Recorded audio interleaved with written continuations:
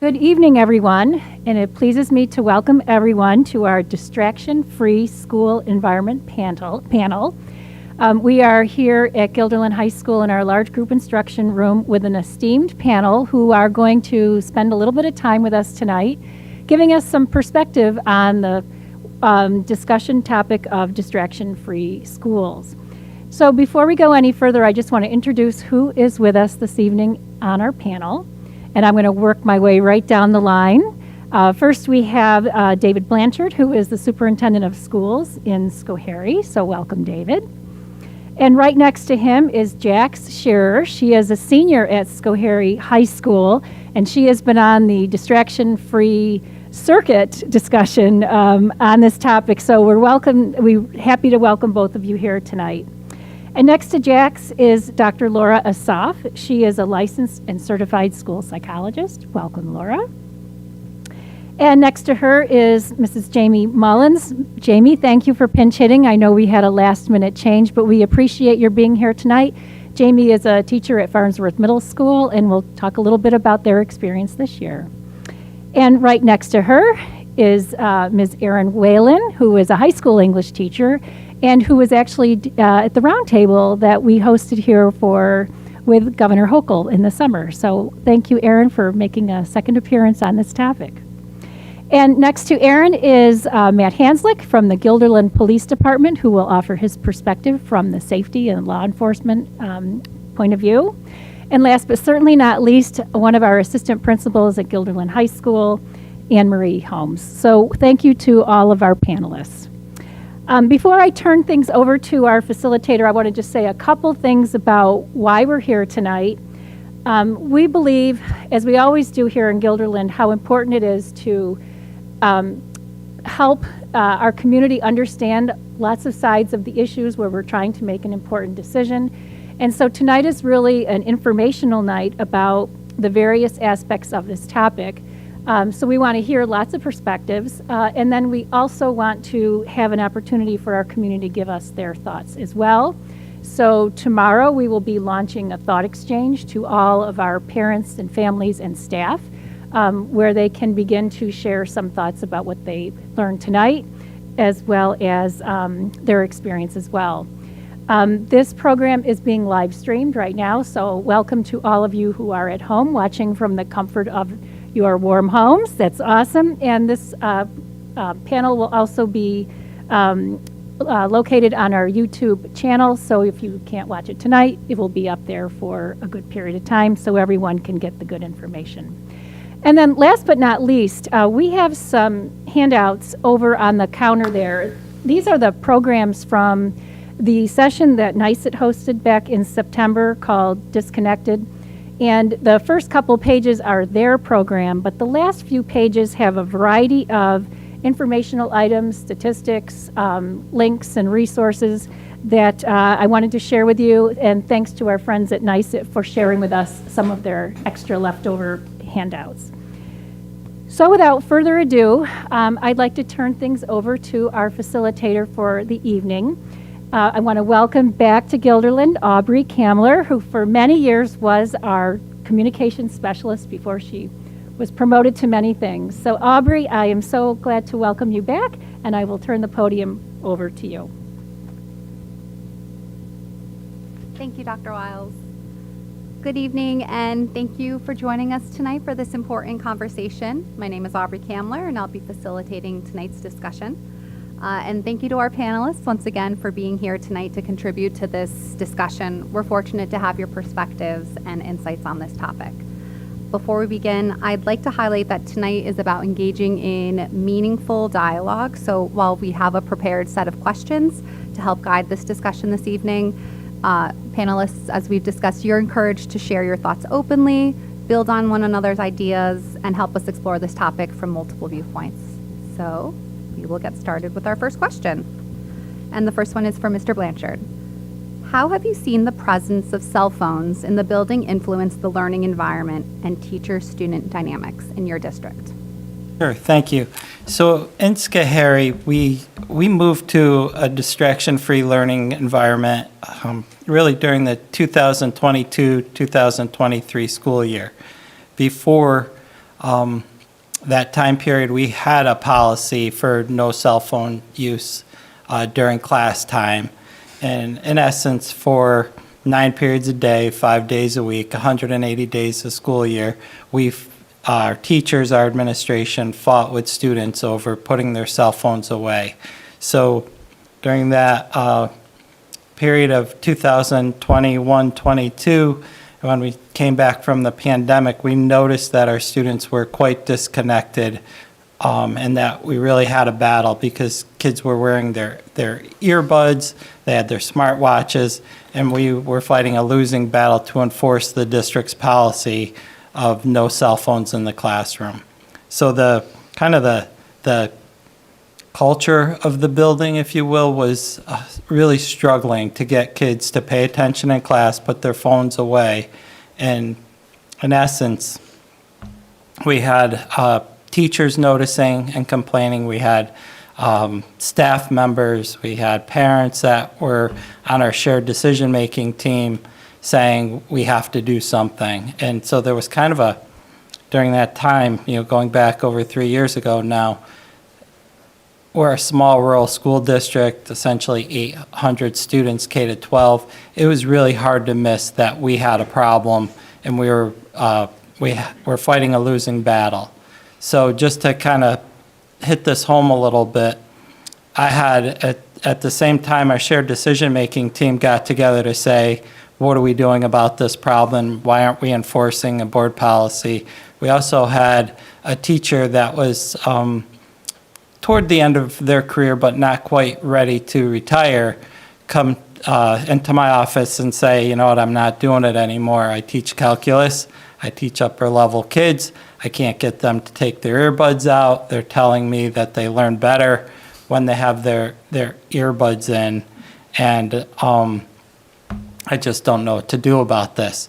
So between the shared decision-making team, the BLT, a stakeholder group, and this teacher coming forward saying, you guys have a problem, we started to investigate what are the alternatives. And we had a parent that was part of our shared decision-making team, the BLT, that said there's a tool we could use.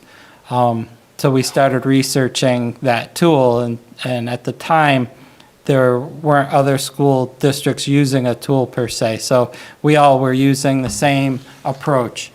Put them on a shelf, put them in a cabinet, ask kids to put them in lockers. There were all sorts of strategies, but nothing consistent was done from classroom to classroom, period to period. So in Schoharie, we had some advantages, being a very small rural school district, a veteran superintendent, a veteran building principal. We were like this, we need to take some real discernible action. And at that time, the school board was willing to investigate with us. So there was a school district in Western Massachusetts that was using Yonder as an approach to eliminate the distractions, create a distraction-free learning environment. So school board members, myself, building principal, and several teachers went to visit Chicopee High School, Massachusetts, and from the moment we went and watched them use the Yonder program, we were like, this is amazing, this is transformational. We came back to the district and had some further conversations, held a couple public forums. They were challenging at best to try to convince a community that we had to move to this initiative, to try to encourage a student body that this is what we're going to do. But we already had a policy that said no cell phones in schools, so we just needed a tool. And once we implemented Yonder, it was truly transformational from day one of implementation, which is exactly what we saw when we went to Chicopee. We saw, as soon as we entered the doors, we saw kids engage with each other, talking to each other, engaged in their learning in the classroom. We just saw a completely different school environment than what we had at the time back in 2021-22. So, I mean, I can talk about this all night long because it was was just a magical moment. The moment we implemented that approach, our battle over cell phones went away. And it happened day one, hour one, upon implementation. And we looked at each other, our teachers, our admin teams were like, did this really just happen? Because we expected and were told that students would be kicking and screaming, literally, like laying on the ground, throwing tantrums. And through our process, being open to our community, our students were fairly well prepared, so there wasn't truly a fight. It was, they came in, our approach was gonna be, here's your pouch, you'll put your phone away, but before you do that, go to homeroom, you can decorate the pouch, put your name on it. And what actually happened was kids walked through the door, they powered their phone off, put their phone in, put their earbuds in, and went to class. And from there, we were watching kids waiting for classes to start, and they're just chatting. It was like, wow, this is different than what we've seen over the last couple of years. So, sorry. No, and I have a follow-up question. So you spoke about the culture. What data has your district used to make the decision to be distraction-free? And what data have you used to measure the impact of the change? Sure. So again, I've said it a couple of times, Schoharie looks a lot different than Guilderland. We're very small, so it's not hard to assess this issue. So if you walk through our hallways and just visit, and we've had about 30 school districts visit, and I say every time a school district visits, pick any person that you see in the hallway and ask them their thoughts on our move to to a distraction-free learning environment. Pick a teacher, pick a staff member, pick a student, talk to the custodian, ask them what they see. And what you see is there are no cell phones out during the school day. So from bell to bell, it truly is what we expect. Kids sitting in classrooms, talking to each other, talking with their teacher, learning from each other. And there were things that happened immediately as well. That first week of school, the guidance department had two issues. So in terms of data or talking points, one, we had students that were signing into elective classes, signing out of study halls. And the students are talking to our school counselor saying, if I can't have my phone in school, then I might as well be in a class, and I don't want to be in study hall. And then the other, sort of data point was the school counselors were also complaining because students did not know how to work out problems. So my training was as a school psychologist. So before being a school superintendent and school principal, I was a school psychologist, and I would say you would never teach people to use an electronic device to work out their problems. But in Schoharie, kids were using their phones to resolve conflict or to reduce their anxiety. So I'm anxious, this is hard, text mom. And that's not the answer. So things that were happening to try to solve problems were actually causing further problems. So those couple of data points, really, the amount of kids going into the school counselor's offices, learning how to work out problems in a new way because they no longer had their phones to help them cope with whatever the issue was. Thank you, Mr. Blanchard. Next question goes to Ms. Scherer. As a student who began high school with full access to a cell phone during the instructional day, and now you're ending your school career without that access, can you reflect on your experience? And if you could please speak to the impact of the transition and your feelings about the transition. Of course, yeah. So in my experience, I'm a senior at Schoharie High School, and at the beginning of my junior year, I actually transferred to Schoharie from a different school that had virtually no restrictions on phone use. And what I saw there was during study halls, kids wouldn't talk to each other because they're all on their phones. And during lunch periods, the same thing would happen. It would be hard to do homework or classwork or study for a test because one notification from my phone and I would be completely distracted. Kids were door dashing Taco Bell to their calculus class. It was a nightmare. And so when I moved to Schoharie and I heard about their total whole day phone ban, I was like, oh boy, this is going to be the worst. I was not excited about it. And then after just the first week, by Friday, I did a total 180. My mind was changed because I was scared to be in this new school where I didn't know anyone. But when we disconnect from our phones, we connect with each other. Kids talk to each other, which I just hadn't seen as much at my old school, and I was able to make friends and connect with my teachers and my peers and my counselor so much faster. And that just meant everything to me, and it was just, in terms of like school environment, it was such a huge shift from one where everyone was anxious and nervous all the time and scared to one where students talked to each other and students connected with each other. Thank you, Jax. Dr. Asif, what role do cell phones play in increasing stress and anxiety in students? Cell phones play a significant role in increasing stress and anxiety in all of our students across the board. Our students are the most stressed and the most anxious they have ever been, or at least in my 25-year career. So the sense of urgency that our cell phones create in them, the sense of a fear of missing out, of having to be available all of the time, it's really disrupting the way that they cope, the way that they problem solve. You spoke very well about what our kids are experiencing.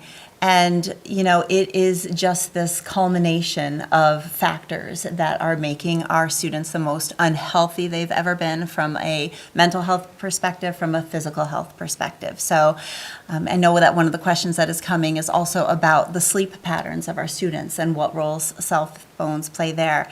And it really starts from there. So when our students are on their cell phones, it's preventing relaxation. It's interrupting the natural production of melatonin. It is delaying the onset of sleep. And then for our students who have access to their phones in their rooms, they have constant notifications and interruptions. They're not getting consolidated sleep. And when we don't get consolidated sleep, we don't function very well. So, you know, everybody here has experienced fatigue. Fatigue hurts. It hurts physically. But what it does to our young people is it creates irritability. It creates mood issues. It creates stress. And stress is the greatest inflammatory factor there is. And we know that an inflamed brain is unable to problem solve, is unable to cope. And then we see panic. So that's the biggest thing that I'm seeing across the board in my practice and in the schools, is this panic and these compulsions that kiddos who don't have a predisposition to anxiety are now experiencing because of the expectations associated with cell phones. And it's up to us to put the parameters on these phones. And, you know, I work with parents all the time and they say, if I restrict her phone use, she will panic. And it becomes such an episode at home that the parent feels they're making it worse. And so they back off. And it reinforces that panicked reaction that increases the stress that starts the cycle all over again. So cell phones are having a tremendous impact on the stress and anxiety of all of our developing brains at this point in time. Thank you. Our next question is going to go to Ms. Mullins and Ms. Whalen. How do notifications and alerts influence students' ability to be fully present during instructional time? So even in the middle school class, it can be super distracting because even if it's in their pocket or it's like used to be, you know, oh, I just need it out on my desk, I'm going to flip it over.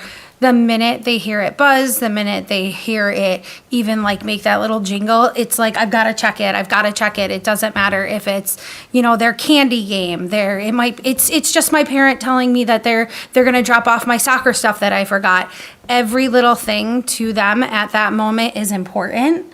So it makes it hard for them to then filter out what is important, which at that moment is supposed to be the learning that's supposed to be taking place at the time. So the notifications are huge because they don't shut any notification off. Yeah, I wanted to speak to that as well. I learned the term FOMO over the last few years, and you speak of panic, but I also know that there's such a fear of missing out. So anytime there's an indication that something is going on, there's, as you said, there's some sort of alert that sounded, they want to know, they want to be in the know. And so it's kind of difficult, but it's funny, I do this unit, and I hope you don't mind me speaking to this, but one of the things I've done in my class over the years is when we hit our transcendental unit, which is, I'm about to start that with my juniors right now. Years ago, I used to put up a giant Post-it sheet, and I wrote Snapchat, Instagram, Facebook, all the different social media that was hip at the time. I mean, Facebook not so much anymore, but I asked them to turn on their phones for half of the class, just so we could hear all the notifications they received, and then I would tally it. And so we're in a block, right? So we're roughly 85 minutes at the high school. So you're talking somewhere in the vicinity of a little over 40 minutes. And each class that I did that experiment with, it was somewhere in the vicinity of 350 to 400 notifications collectively. So I understand that's collectively, it's an entire population, but it's all of those distractions that were happening, and so you're always feel like you're losing a student to, I got to check this and I got to check that. So I think it's varied, with students. There are some who can practice the self-control. They're good at it, but I definitely see the issue. Thank you. Next question goes to Investigator Hanslick. In your experience, how have you seen cell phones used to cyberbully or harass on social media? Yeah, thank you. Social media bullying is definitely a constant source of our complaints, both in school with our SROs and also out in our community with our patrol officers. Almost daily we have students reporting that kids are being mean, they're posting mean things, they're being disrespectful to others, posting mean things on their social media accounts. These students are very creative. They'll use social media to harass and cyberbully others. Sometimes they'll add pictures without names because people know that, it's targeted at them. Snapchat, they'll post photos of students walking down the hallway and put different words to the picture like loser or look at that outfit just to get a rise in attention. And again, this is happening during the school day. Kids start talking about it from period to period, and then it's just an ongoing problem that we see. Kids get added to group chats, and some of them intentionally are left out so they can talk about them, that isolation. And they do that to target certain people, to get a reaction out of certain kids. Sometimes this can lead children into making statements that result in them getting in trouble. They feel like they have to defend themselves. In addition, we see a lot of fake, anonymous social media accounts being made to bully and harass students. It is a problem in our community. And again, our SROs are busy every day, filtering these complaints. Absolutely. I don't miss these problems. So, like, door dashing. Back in 2021-22, we had grandparents dropping off Dunkin' Donuts, and it's during English class. Like, those things really happened. Back in 21-22, I remember the principal dealing with an issue where kids were taking pictures underneath the bathroom stalls, and then the game was identify whose feet these are. I don't have that anymore, and I don't miss it at all. So, some of the things that we're talking about, this just complete utter distractions in classrooms. The teacher that I alluded to earlier that said I can't do this anymore, she's still teaching in Schoharie now because we moved to the use of Yonder and changed our approach. Our SRO is not chasing, TikTok, Instagram, Snapchat stuff. Our principals are not, I'll just digress for a second. I recall the principal saying, Dave, I call a student down, and before they even get to my office, the parent's calling me. Mm-hmm. I don't have that anymore. That all those types of things, and for 3 years now, this is the third year where I don't miss what you guys are experiencing at all. I'm jealous. I just wanted to tag team on what is all being said about the conflict. I would say, I talked to my colleagues today, the other assistant principals, 9 out of 10 of our issues that come to our offices stem from social media, stem from the phones. There's very rarely a conflict that's verbal anymore. It starts out this way, they don't like each other, and then I'm always like, well, what's been posted? It's not, has there been a post? It's what's been posted is generally the answer. And question and response is answer. I mean, we'll have conflict, and we have physical conflict in our building, and within a matter of seconds, that video and humiliation is already posted, and it's going around. It really is just terrible distraction, but the bullying, the cyberbullying, the inappropriate ways to resolve conflict, things that some of our young people are just taking to their phones, because they don't know how to resolve whatever's in their heart and their mind, and then they're just spewing it out there. And we're talking really serious comments, derogatory statements, harmful statements, that perpetuates into other self-loathing feelings. Who wants to come to school and community and things that happen on the weekend? Mondays are very busy for us because it just never ends for our students. This should be a safe space, and sometimes they just don't feel that way because of that device and because of what's being posted about them. So it is a serious issue that I see impacting our school community on a daily basis. And I think it's important to note the traumatic result of that. I mean, this is actual trauma, and if you look at the physiological research on trauma, when that brain gets flooded with cortisol, when these kids are at that level of stress, it changes neural pathways. We have to remember that the frontal lobe, which is the center of judgment and decision-making for our kiddos, it's not fully developed until our late 20s. That's what the latest neurological research is telling us. And so these kids are right there in the thick of it, and the structure and function of their brain is being changed, not only by the trauma, so the kids who escape those types of events, just the distractibility.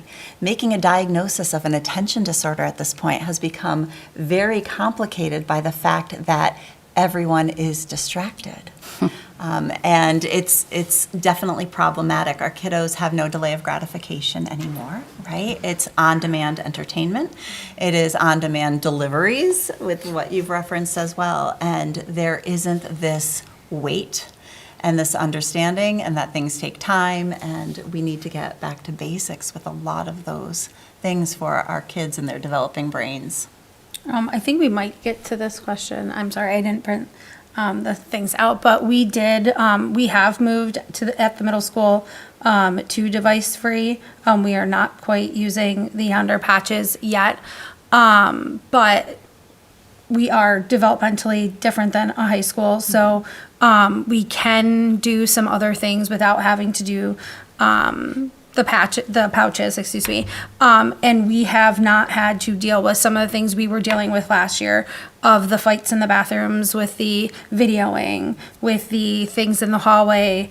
We have had only a handful of instances where Mr. Laster has had to follow the 3 steps where a parent has had to come and pick a phone up.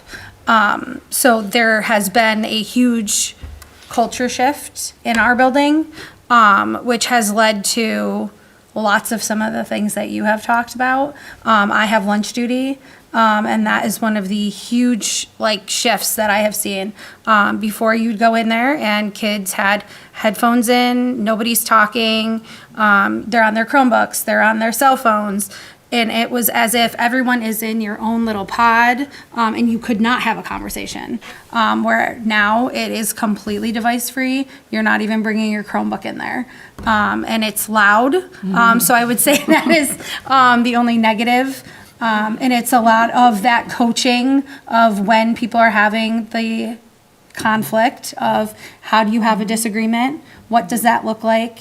When you don't like who's sitting next to you, or someone does something that you don't like, how do you coach somebody in that? But we've seen a huge shift at the mid-level, and we've not had to deal with some of those major behavior things on social media that we were really, last year it was a huge morale drag for staff members, for students, and all of that. So it's been huge for us to not have kids with phones.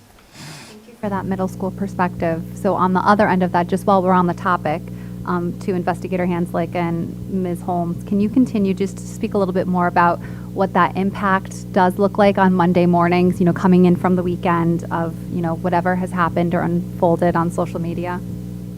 I wouldn't just say it's just Mondays. We're at that point where the weekend used to be where everything happened, and now it's every day something's happening. But I do, to your point, yes, sometimes, and I say this with a heavy heart, sometimes when we have conflict during the week, I'll always say to a student, Friday's coming, which means there's going to be a new event over the weekend. So you'll be the second story, the first story will be arising on Monday. And I don't mean that, I mean that very heavy-hearted, that I don't want that experience, that we're waiting for the next thing to drop on a weekend. But there's truth to that. Whatever video was on Friday, by Saturday, there's going to be another one. And so Monday mornings you think you're going to walk in, you never know what you're walking into, but more times than not, we're walking into something that is stewing from a Snap post, something that's been screenshot, something that's been videoed, something that's been stated, something of a concern. There are some times our students are able to verbalize on social media some concerns they have, and friends have brought those to ourselves too. My friend seems really down today, and that can be a potential healthy avenue for that communication, but I don't think of it as healthy. I feel like that student's still crying out on social media, but the conflict brews over the weekend. And then it just comes in Monday, and how are you really able to learn and ready to learn if your environment or your mind is into, well, did you see what happened on Sunday? And then our offices are being flooded, and then we're trying to navigate and unravel. And sometimes we get the first part, and there's still more second parts because more things are being posted. This week we've been dealing with something we think we resolve it, and then all of a sudden, we think every party's nodding their heads, and then they leave, and then all of a sudden, 2 hours later, we're like, they're snapping again. And we find out through various means, and we're like, okay, back to the drawing board. So I really commend the conversation about how do we also teach problem solving, because it's not just going to be take away the phone and we now have magical Mondays. There's still going to be, conflict. There's still going to be that stress from not having that fix, or we still have to work on building our school community to be kind. That's an ever goal we always need to be striving for, right? But how do we do that? But our Mondays are busy, but Tuesdays and Wednesdays and Thursdays and Fridays are too. And just to continue on that, a lot of this harassment's not immediately reported. True. So the longer it goes, the more it starts to bubble over, which then turns into the physical harassments or fights that are occurring in our buildings. Again, right, they're already behind the 8 ball, and they're just chasing these people and these stories and trying to get the information as it continues to escalate. So, just one last comment. It also doesn't always go away. So something that we've really been trying to empower with our young people, like you send that doesn't get resolved if we resolve it on Tuesday and you sent it on Monday. We've dealt with issues weeks later that we've already resolved once, but now it's recirculated, it's become viral again, and that child is being re-victimized again from something that was an oops or a mistake or a mean post by somebody else or their own doing. I didn't mean to, and I thought I had trust in this relationship, and I sent something I shouldn't have. And we have had that. We've had issues from the middle school. They've resolved it, and in 9th grade, 10th grade, we're reliving it. And kids are restarting that trauma again, acting like that event just happened when it really didn't, and that child is now again in that cycle, and that family's in that cycle. So that can be really heartbreaking too. So it's not one and done a lot of times either. And you're right, the conflict, the fights, we're still dealing with some stuff from the summer. So that's our world. And for those children and their families. Any final thoughts on that? Well, I think too, for us, when those things are happening on the weekends, because they don't have them, have the phones during the day, they're not kicking it up, because that's what we would see too, is they would come in on Monday, people would get called into the office, and then they would be kicking it up all day long. They'd be taking their phones to the bathroom and texting people, and it would then just fuel the fire all day long. So It's really the same thing we're seeing in Schoharie, that issues of cell phones coming back into the school from the nights or from the weekends, really, it just doesn't happen at this point. So we used to deal with so many problems to that effect. And now I think just because kids know cell phones, essentially there's a ban on phones in school, period. So I don't open up that that dialogue with a principal or a teacher, I've learned to talk to my peers, talk to the teachers about my problems. I've learned to talk through the issues. And so we don't have that social media bullying that we had. It was just severe. And, we see so little of it, so. For my panelists that have the questions in front of them, we've ping-ponged a little bit, but this is the kind of conversation we wanted to have, so bear with me. The next question is going to be for Dr. Asif. How does stress caused by cell phones and social media use affect sleep patterns? So, it truly is disruptive to the entire sleep process. And so we have the stress of not being able to put it away. Our kids are not learning to compartmentalize. As adults, if something traumatic or dramatic or just upsetting happens in our lives, we have to put it aside and we have to get up and we have to go to work and we need to do what we need to do. Our kids are not able to do that. They don't have the wherewithal, they don't have the maturity, they haven't developed the opportunity to do that. So again, as people have suggested, it becomes this vicious cycle and this negative feedback loop. And what they are seeking is the dopamine. So I know I'm talking a lot about hormones and neurotransmitters, but that is what is impacting our kiddos with these things at this point. So if a child is sad, and what the research shows is that yes, social media and cell phone use increases anxiety across the board. It doesn't necessarily increase depression. What the most current research suggests is that those kiddos who are depressed are more likely to be on social media.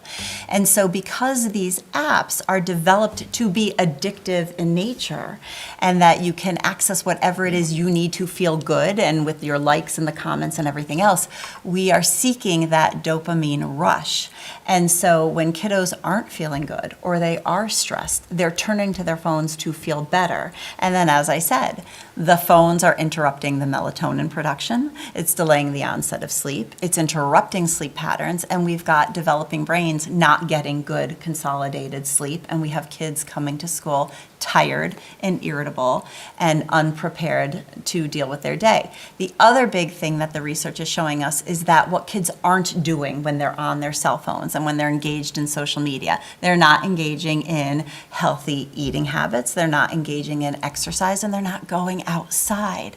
So we know that being outside among the elements, and we know that healthy exercise, these are all things that regulate that sleep-wake cycle and pattern. And so because of our kids are engaging with their phones, they're not doing those things, which is also impacting their sleep. So it's coming from them at all directions. And we've got tired, irritable, moody, stressed out kiddos. Thank you. The next question is going to Ms. Mullins and Ms. Whalen. Can you describe student attention spans in class when phones are available? Is this someone just like squirrel? Like it's the idea of, I think we've seen a decline in stamina overall. I think that's kind of, we've been inching toward that. I certainly see it with reading, with their ability to stick with a prompt and try to write it through. It's been very challenging over the years. I think the addition of cell phones to that, and when you're talking, Dr. Asif, about the instant gratification and all of these, like they don't want to necessarily work for it. It's that the motto, and I had shared this with the governor, it's that work smarter, not harder. And I think we've lost a lot of that work ethic in trying to just learn for the sake of learning and bettering ourselves.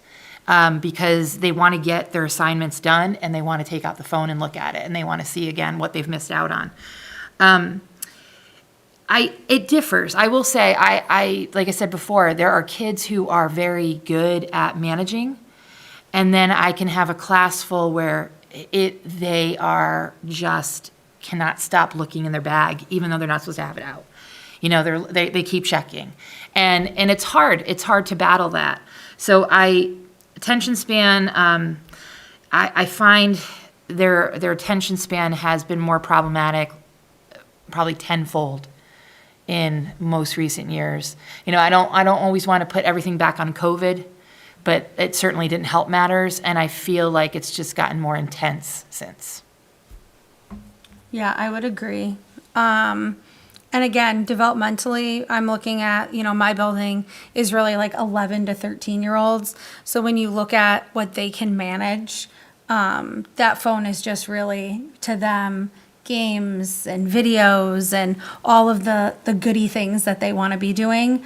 And, the team that I specifically work on, we had always been advocates for, we were the pioneers of, let's let them have it, let's teach them responsible use, and all of those things. And last year, we just really had to have this shift in our minds of they just might not be ready. It might be doing more harm for them than it is good, to let them have it in class. And so for us, it really is just a really distraction for them. Even to just allow them to play music, that just wasn't enough either. Because then it was, how do you manage when they want to play the music? Because then the earbuds were in all the time. So yeah. And if I can just jump back in quickly, I was talking about that experiment that I do with the students. I also do one point every year, ask them to take out their phones and look at their screen time on average. And we start playing that game, like raise your hand if you're 3 hours, or less. And then it keeps going up and going up. And I literally have students who screen time is 12 hours a day. And they're in school. That's the part I'm listening to my music and I'm doing this and that. But it's there's a constant distraction. So I don't know how to make sense of that. That's just, but I've asked the question and those are the responses I get. So as a follow-up, how does reliance on cell phones for information, not just that input for information, impact the classroom and affect engaging and critical thinking skills for students?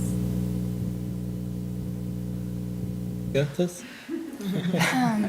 I wanted to add on to what they were saying Absolutely. about attention span.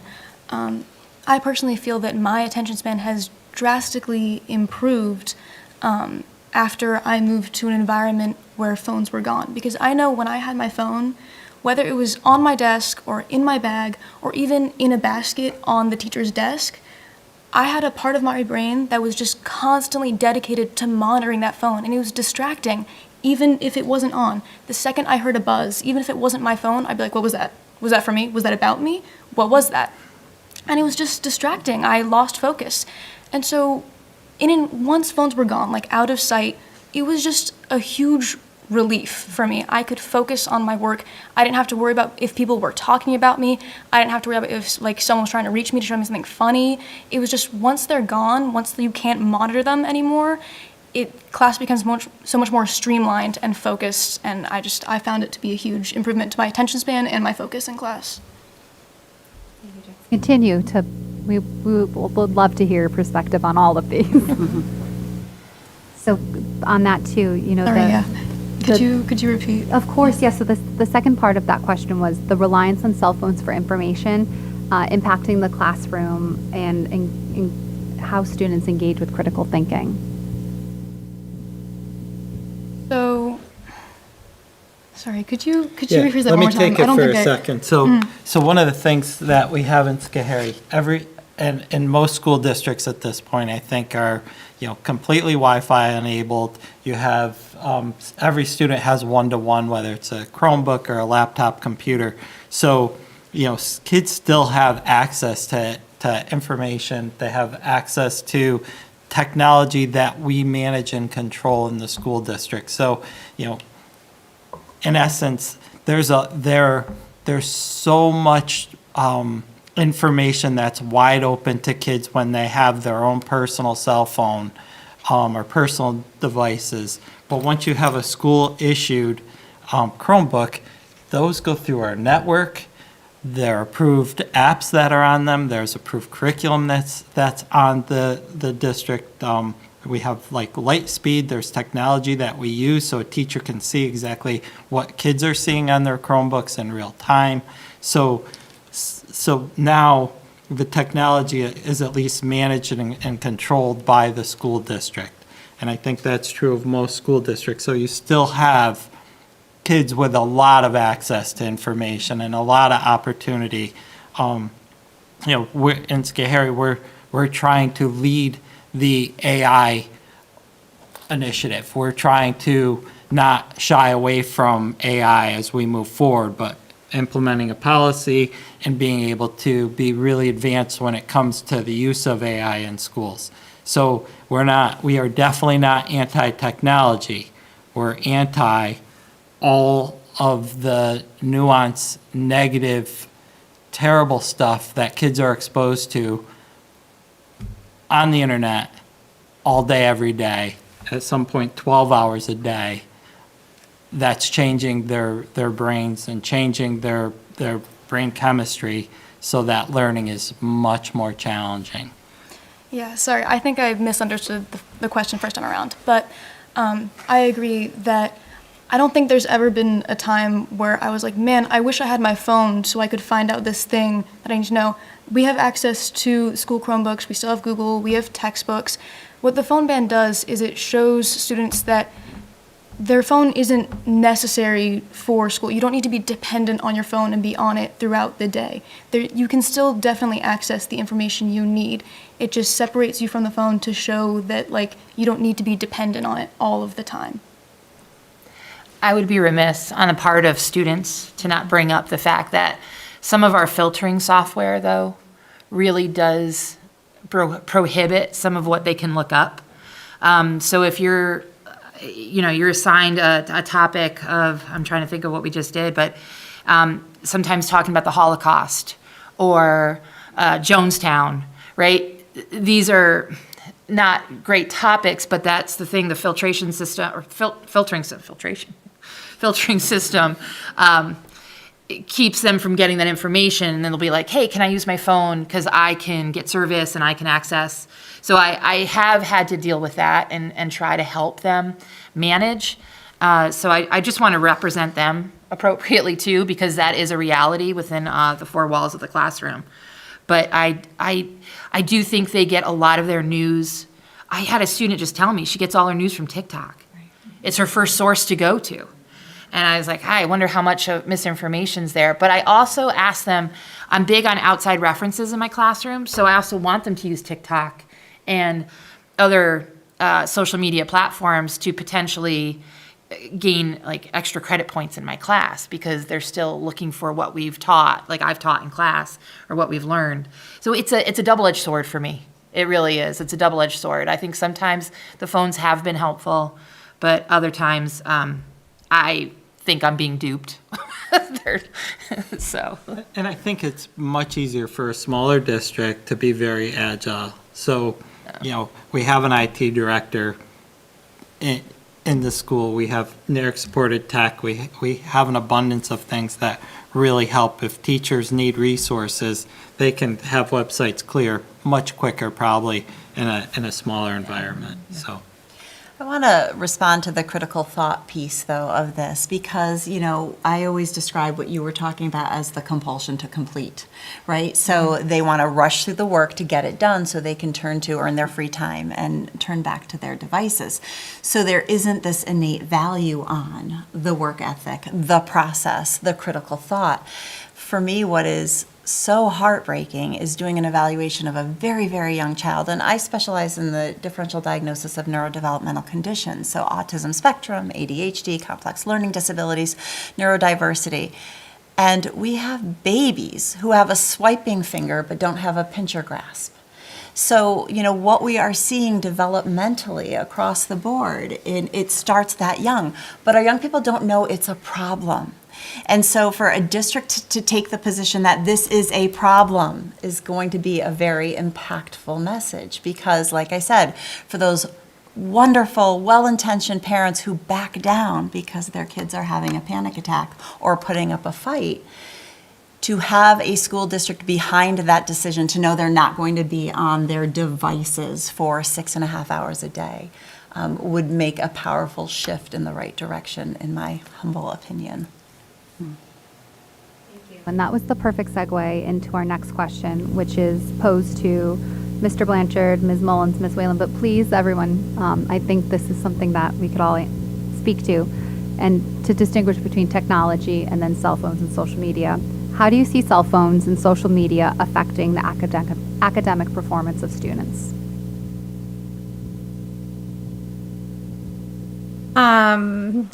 Again, from the middle level, I see that kids, when they get home, they want to separate school and home life. And so their priority when they get home, their downtime when they get home, they view that as their time to do their social media. They view it as their time to detach and relax. And so for a lot of students, it negatively impacts their academics.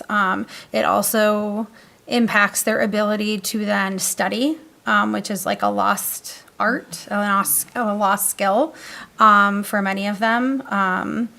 And so again, that kind of like works its way then up to high school. That attention span is not there to be able to complete the homework when they get home. They are not in the habit of doing that when they get home. They're not in the habit of doing the studying. And then they get to high school and it's, oh wow, now I've got all this extra homework and I've got all these tests and I still want to do my social media. Yeah, and I think to the point I said before too, they look to social media to kind of guide them in learning information in real time, and some of it's misinformed. You know, they're not getting the whole. I probably have a little bit of an issue. I don't want to say bias, but just not always looking to get the full picture on information. You know, they hear a sound bite. I mean, that's the world we live in, right? Or sound bites. And I think they're the flavor of life. I love stumbling upon a good soundbite, having no idea the context of the conversation, you know, and making me laugh. But these are like, oh, I'm going to take this little bit that I heard and I'm going to plop it in as my answer. And I'm like, what on earth is this? And, you know, where did you get this? So it's a, I just asked them to do an assignment where they had to do 5 sources and 5 facts from each source. You thought I was like asking for their firstborn, you know, by the time, I know, don't consider it kids, but it's the idea of that's what it turns into. So it's just, I don't know. Some of them are, believe me, some of them are so conscientious about their work too. So I feel it's hard for me to speak to just one side, you know, because we have great students here.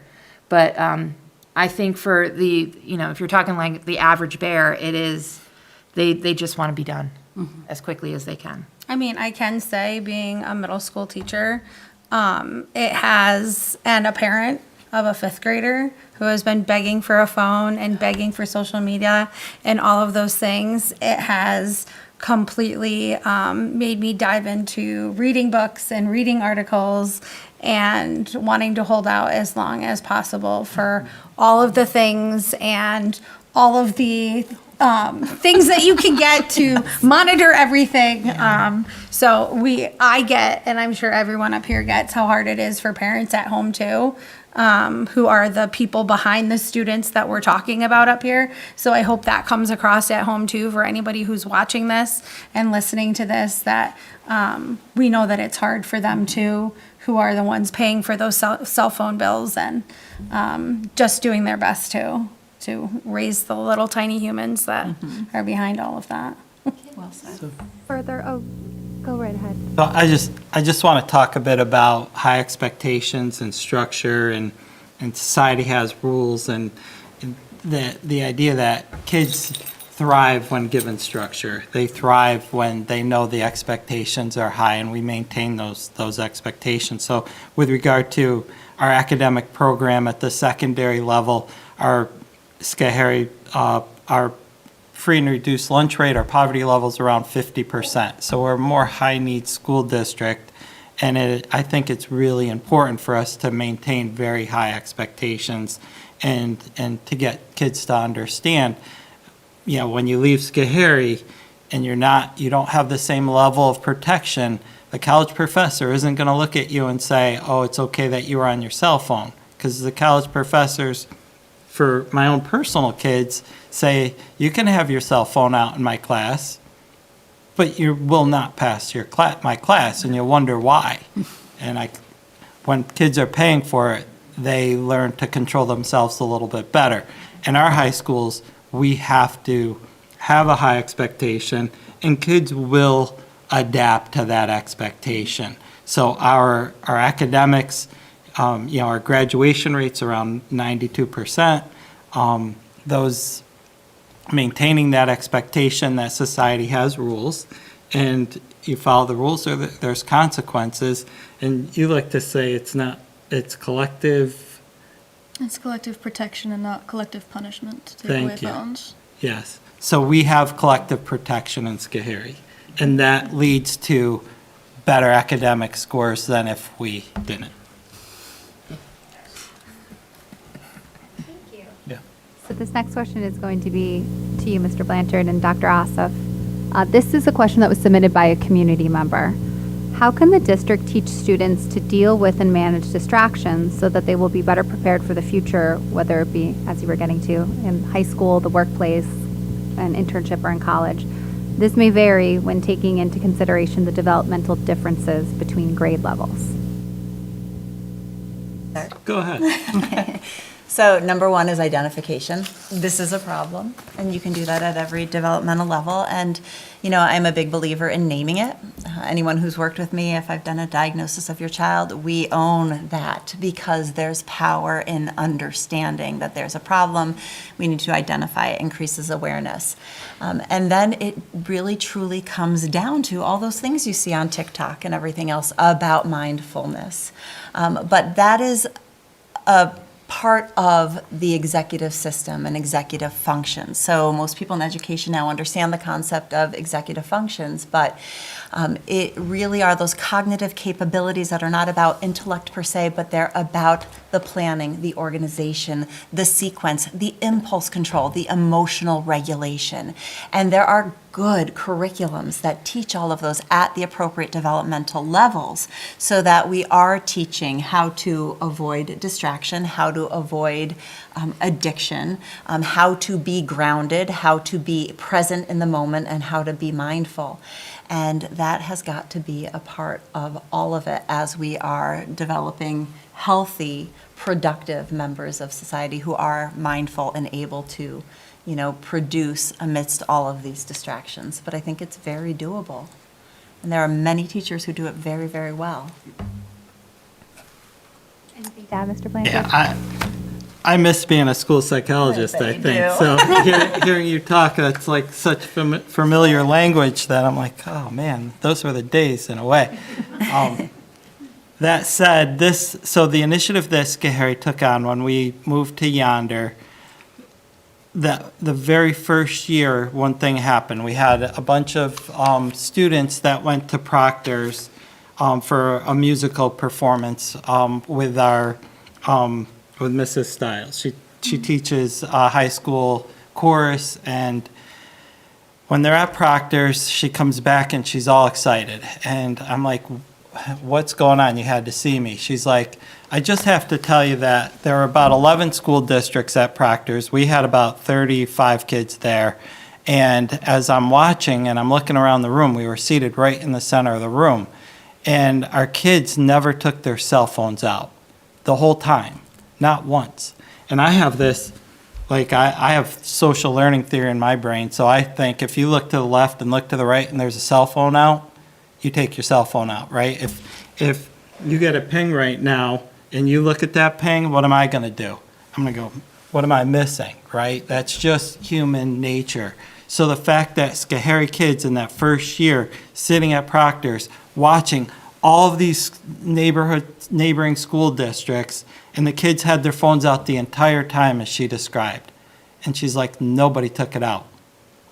So I'm like, all right, we've taught our kids how to use their phones, because when you're off campus, you get to use your cell phone.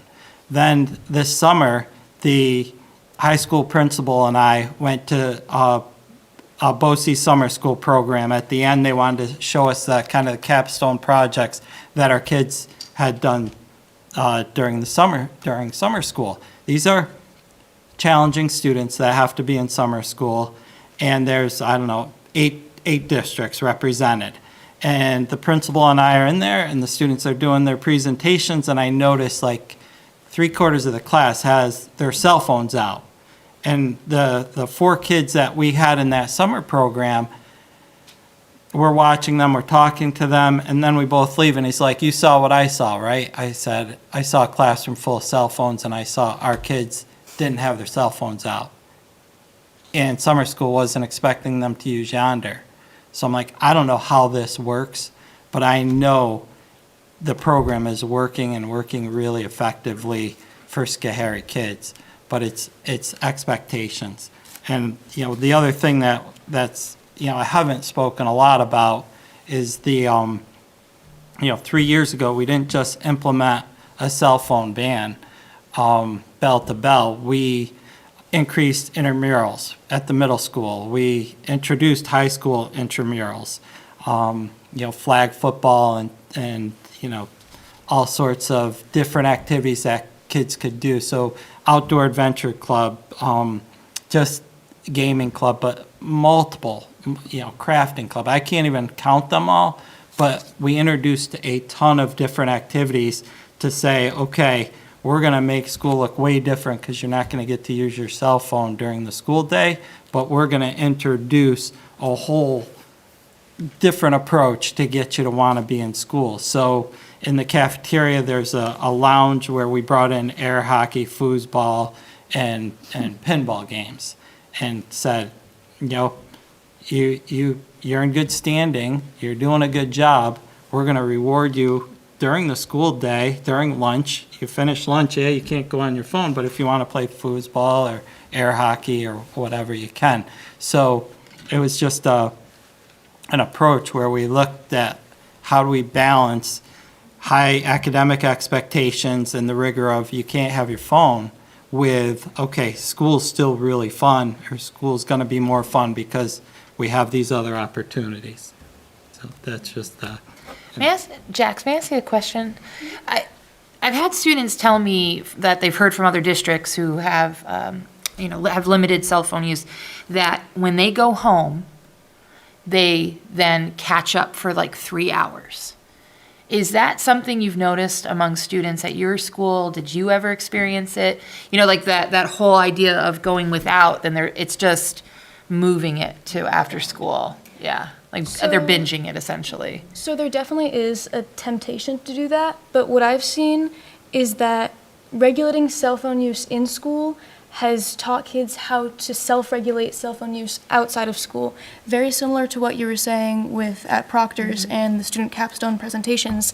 Recently there was a choir trip, and we went to a choral festival at SUNY SCCC, and while other choirs were performing, even though our 70-kid choir had access to their phones, none of us were on them.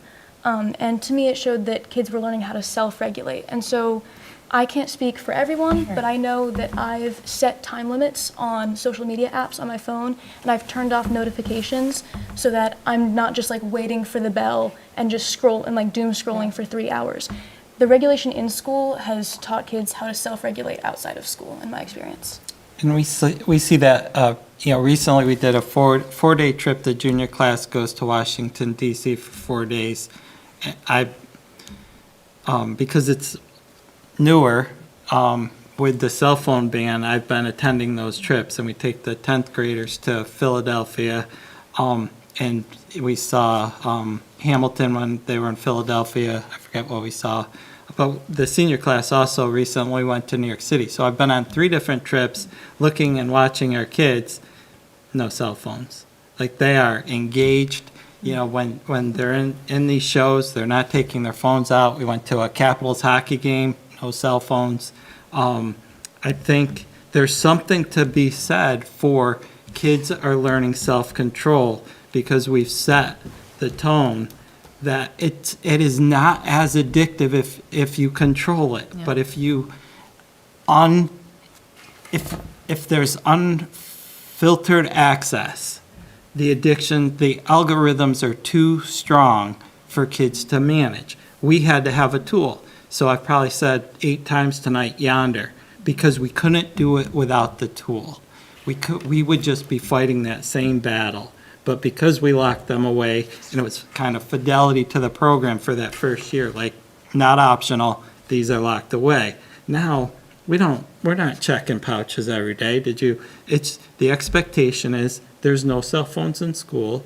We hold kids accountable. Teachers hold hands with the school administration. So this is like one thing that I can say truly, teachers and administrators together said, this is what we're gonna do, and have held hands on it to make sure that kids do not have phones in classes, and it's been highly effective.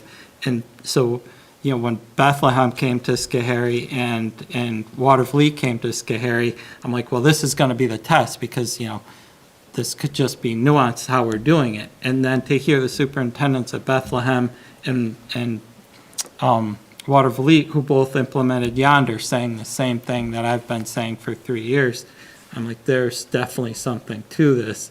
The post-mortem on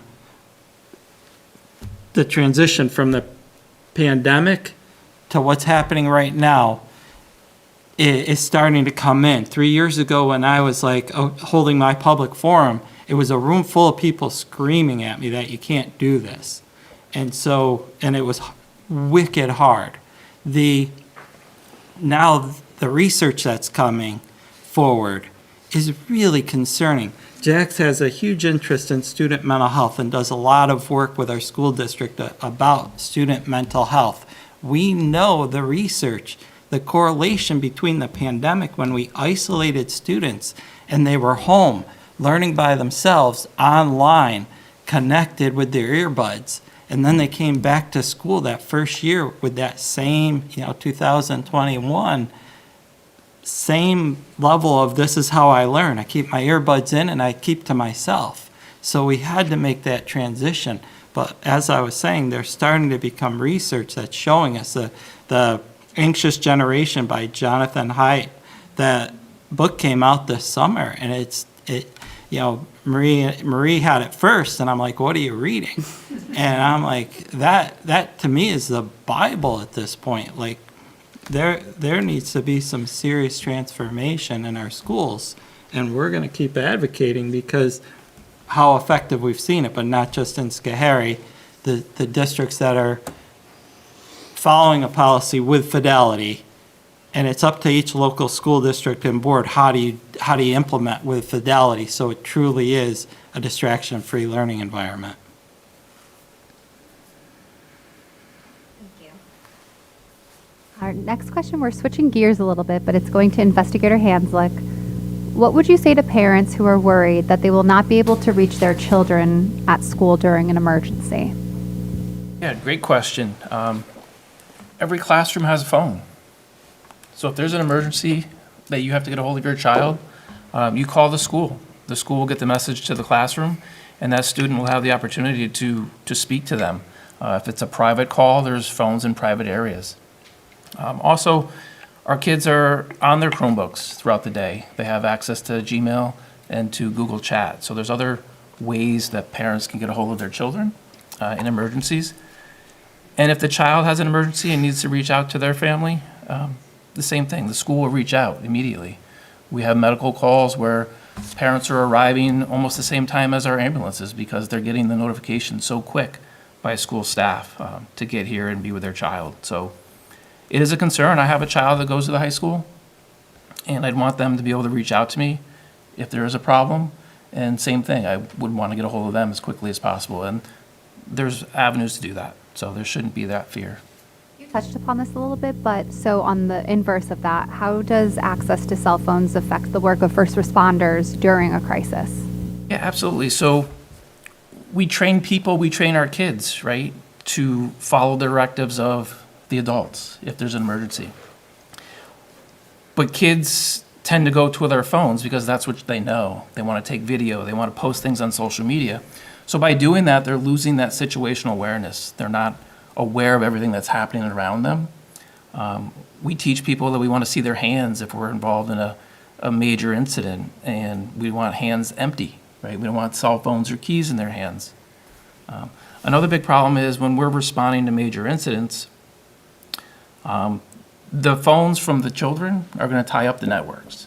So we're not going to be able to, we, the first responders, may not be able to use our phones. We may not be able to use our in-car cameras, computers.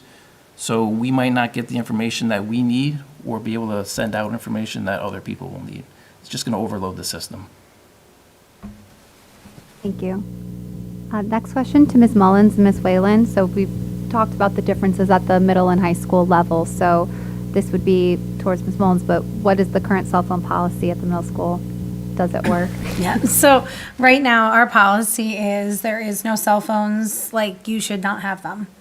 And there is like a 3-step process. The first time you get a warning, the second time it gets confiscated, you have to pick it up at the office.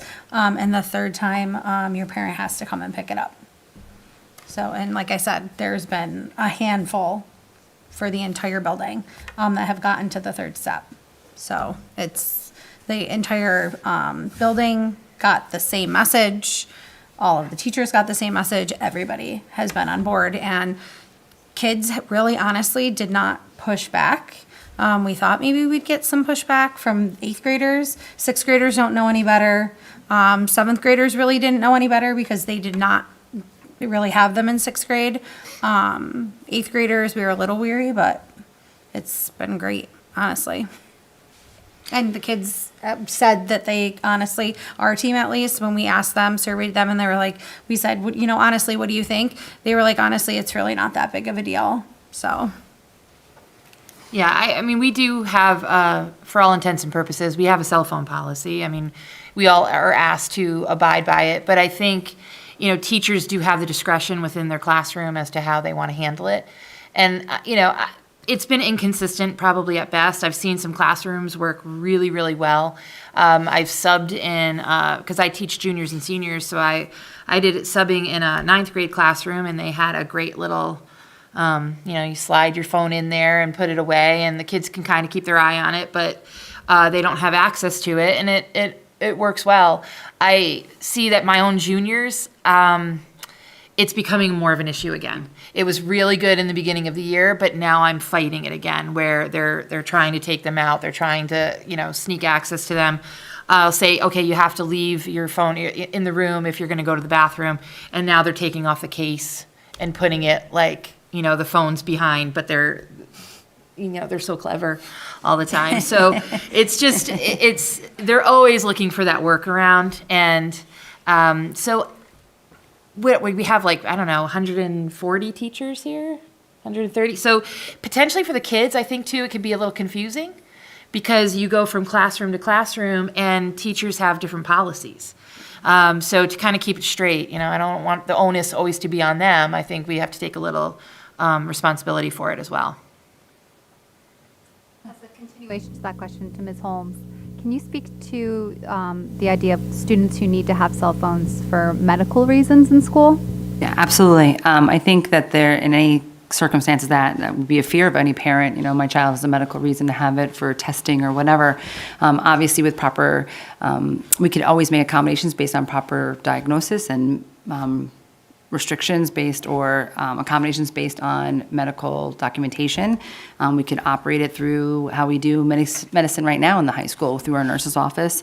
I think there's any time like that, we bring stakeholders together and say, okay, here's one of the concerns, very valid.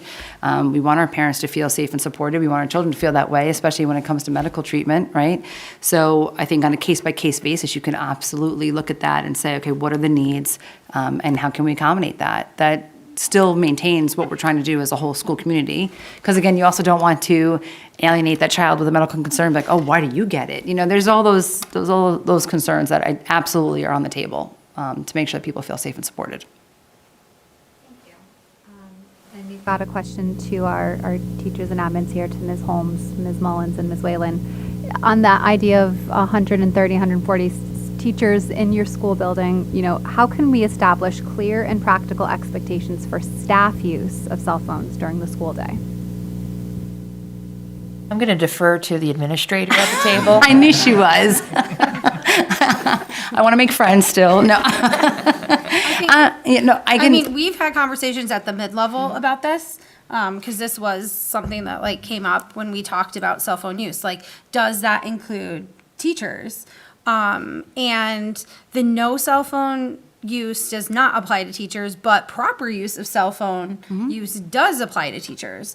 And I think that goes with like teachable moments. Like, I would not be teaching in front of kids and be taking a call. I would not be text messaging, standing in front, teaching about the Revolutionary War and be listening to music.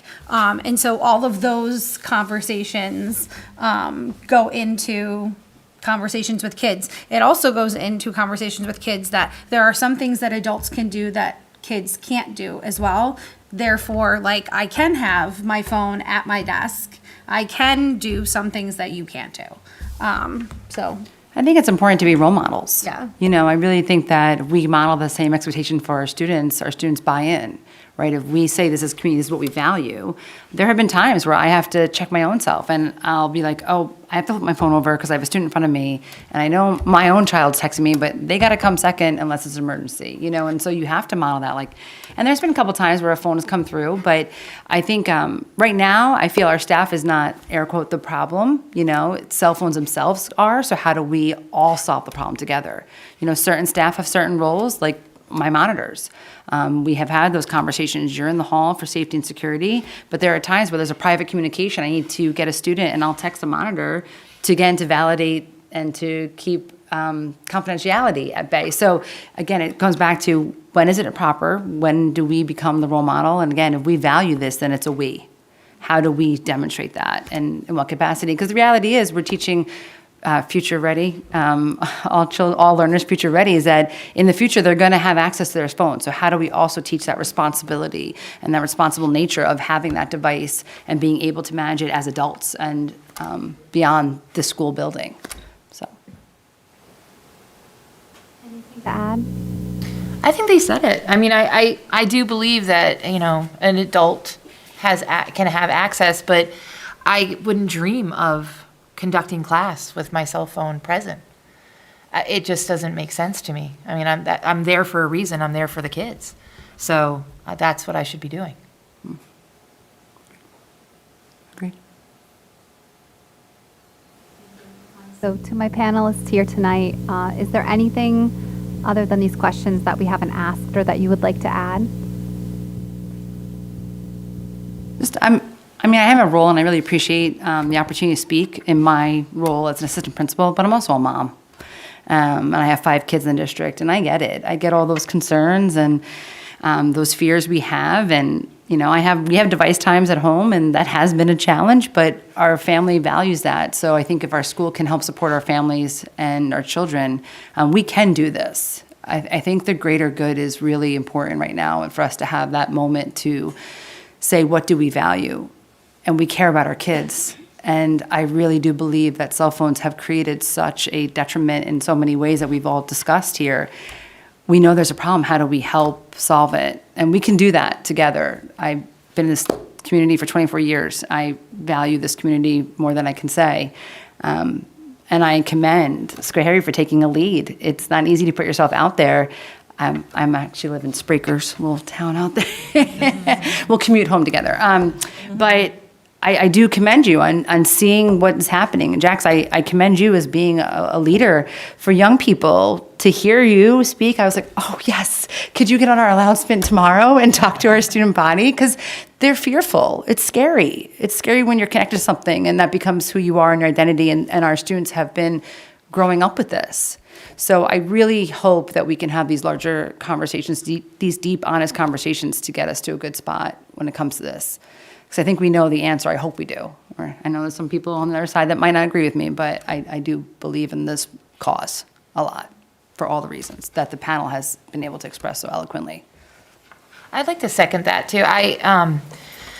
Like Superintendent Blanchard had said, I also read The Anxious Generation at Dr. Wiles' beckoning, and I found it so informative, and it's so much beyond the classroom too, and I would very much encourage parents to read it, just because it's really about just the addiction of the cell phone. I mean, it clearly plays a role in school, but it's also how much you allow at home. what these platforms, these social media platforms, how predatory they can be and problematic. So I just, on a note of being a parent, a grandparent, I think that's something to consider. But I also know that our students want to have a voice in this. They were like, so who's the student rep on this panel? I'm like, so I do know that they're very much tuned into this and are going to want to have some sort of say. But coming from the generation that I did, where cell phones weren't a concern, those interpersonal relationships that you could build, that isn't so easy anymore for this generation. And it's hard to kind of watch sometimes. So they might not know maybe what really is best for them. And I think we have to take some hard steps maybe to help them see it that way. So I would like to add to that by saying it's very important that decision makers are having this conversation, and it's equally as important to talk to kids about this, because that's who it's affecting, and it's important to show them that it's not collective punishment, it is collective protection. But also, you're not going to ever get every single kid on board before you go through with it. I know a lot of you are parents. Have you ever, when you're leaving the house with your kid and it's cold outside, have you ever been like, go get a coat, go get a jacket, it's freezing outside? And they're like, no, I don't want to, it's gonna clash with my outfit, I don't want to, I don't like wearing it, it's itchy. Because I've done that, I've said that. And then I go outside and it's freezing cold, and I'm so glad my dad made me bring the jacket, even if I don't say it out loud. That is definitely, sorry, Dad. So that can absolutely be what's happening here. It would have been tough to convince me before I moved to Schoharie that a phone ban was a bad idea. I didn't like the idea when I heard about it. And then I went there and I lived it, and now I think it's great. Now I'm here. And so I think it is absolutely important to talk to students and get their perspective on this phone ban, but also a large way you can convince them is by demonstration, by going through it and showing them the good that it can do for them. Yeah, you're more than welcome to bring a group of students to Schoharie. We do it all the time, and yeah, sometimes when people ask students, what do they think of, bell-to-bell cell phone ban? I've had students say that this should only be imposed for the bad kids. I'm, straight A student. I do my work. I'm, going to a really good college, and I was like, there are no bad kids in Schoharie. Like, what are you talking about? But mindset is tricky. But what we found was it was way easier to implement than we thought. And that was the same with what Chicopee said to us. They implemented in like April. And so I was like, how do you implement in April of 2021 or 2022? I'll get my years messed up there, but how'd you do a mid-year implementation? And we saw it go so smoothly because it was and this is a 1,200 student high school. And we were like, wow, you pulled this off. And it's been the same for each school district. We put a lot of like, oh my gosh, this is gonna be a nightmare. And then when you actually implement and have teachers, administrators holding hands, then parents, parents now in Schoharie, thank you. I get thank yous, which that wasn't what I got 3 years ago. Like I got, you're paying our phone bill, you can't do this, it's not your right, who are you? I mean, it was 3 hours of a public forum that was just bloodied. But then as soon as we implemented it, it was like, wow, this was way easy, so I'll just keep encouraging districts to look at finding a way to implement.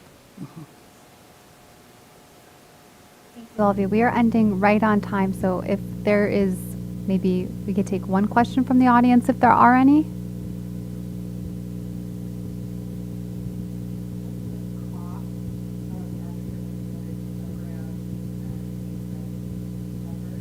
So Yonder for Schoharie, the first year was $10,000, and what it came with was their reps coming to the district to assist in our implementation. So they roll out a kind of a distraction-free, school environment policy that then we endorse, put our name on, and those first couple of days where they handed out pouches, they were there with us, and that's what they do for schools. They come into schools and help with the rollout. The, $10,000 that first year was grant funded. It's going back to when we did have quite a bit of federal grant money, and at the time the local taxpayers were saying, you can't do this because we don't want to pay for it. And I said, good news, we have federal grant money. You don't have to.